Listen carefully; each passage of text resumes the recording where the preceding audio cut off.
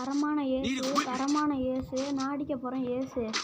இந்த ரவுண்ட் நம்மளால் ஏஸ் அடிக்க முடியுதான்னு பார்ப்போங்க. கடைசி வரைக்கும் நான் ரஷ் தான் பண்ண போகிறேன். எல்லாம் பாருங்கள், நம்ம ஆடம் வச்சுருக்கோம். இதுக்கு மேலே என்ன சொல்கிறேன்னு தெரில. எல்லாம் பாருங்கள். என் கேம் பிளே பிடிச்சிருந்தா லைக் பண்ணுங்கள், சப்ஸ்கிரைப் பண்ணுங்கள். சரி, இப்போ நம்ம போவோம் வாங்க. இப்போ எனிமி வந்தானா போட்டுடலான்னு பார்த்தேன்.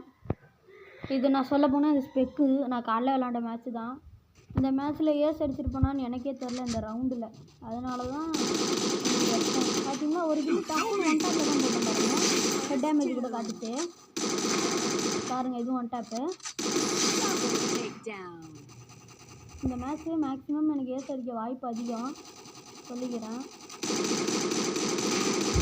நான் வச்சிட்டேன். இப்போ அங்கேருந்து எனிமி போய் ரிவ்யூ பண்ணுவான்னு நினைக்கிறேன். எனக்கு சரியாக ஞாபகம் இல்லை. கடைசியில் பஞ்சு ஜிட்ஸுவால் தான் நான் முடிப்பேன். எனக்கு அது நல்லா ஞாபகம் இருக்குது.